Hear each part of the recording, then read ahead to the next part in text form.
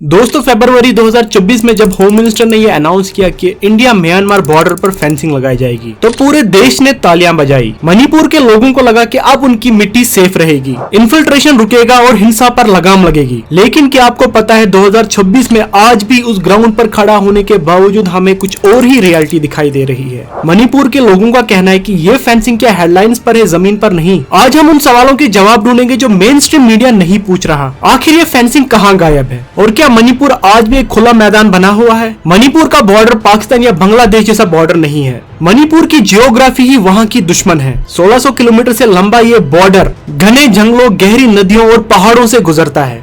लेकिन चौंकाने की बात यह है कि इतने सालों में भी सिर्फ 30 या 40 किलोमीटर तक ही फेंसिंग लगाई गई है। बाकी का 95% बॉर्डर आज भी वैसे का वैसा ही खुला है जैसे 50 साल पहले था। मोरा हो या कोमजोंग, यहाँ के लोगों का कहना है कि फेंसिंग के नाम पर वहाँ पर सिर्फ कुछ खंबे ही गाड़े गए हैं। कहीं कहीं पर वो खंबे भी मिट्टी में मिल चुके हैं। मणिपुर के लोगों का मानना है कि जब तक ये फेंसिंग पूरी नहीं होती तब तक म्यांमार से नार्को टेररिस्ट का आना जाना जैसे एक मॉर्निंग वॉक है, ना कोई रोकने वाला और ना ही कोई देखने वाला। सरकार का कहना है कि फ्री रेंज में मूवमेंट अब खत्म कर दिया गया है। इसका मतलब है कि बिना वीजा के अब कोई भी बॉर्डर क्रॉस नहीं कर सकता। लेकिन दोस्तों बिना तार के कानून सिर्फ एक पेपर टाइगर है। जब तक बॉर्डर पर फिजिकल बैरियर नहीं होगा तब तक ये सब एक एडवाइजरी की तरह माना जाएगा। डिले की वजह बताई जाती है वहाँ का घना जंगल।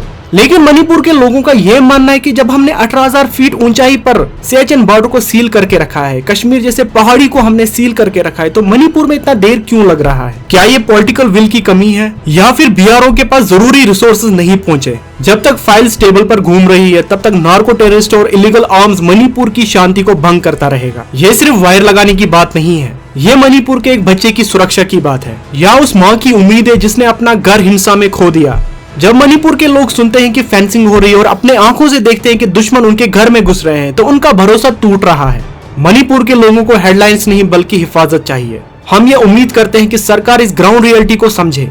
फेंसिंग फाइल्स में नहीं बल्कि सरहद पर होनी चाहिए। वैसे आपको क्या लगता है कि मणिपुर के बॉर्डर को सील करने में इतनी सुस्ती क्यों दिखाई जा रही है? क्या इसके पीछे कोई बड़ी जियो स्ट्रेटेजी है या सिर्फ ये सिस्टम की बड़ी गलती है? अपनी राय नीचे कमेंट में जरूर लिखिए।